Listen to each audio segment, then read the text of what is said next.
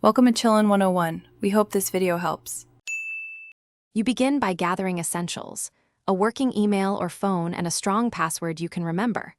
Once ready, open the Feather client and select Sign In, then choose Create New Microsoft Account. You'll be prompted for email or phone, enter it and a username. Make sure to pick a unique name and a secure password with letters, numbers, and symbols.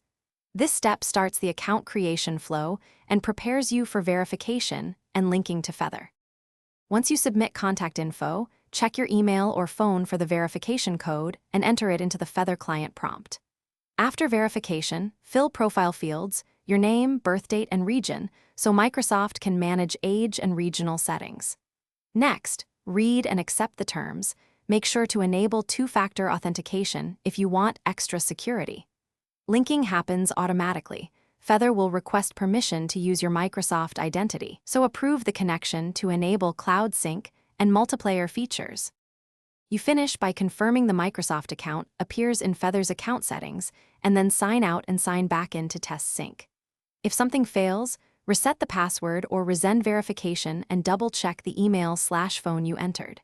Make sure your network allows outgoing connections and that no firewall blocks authentication.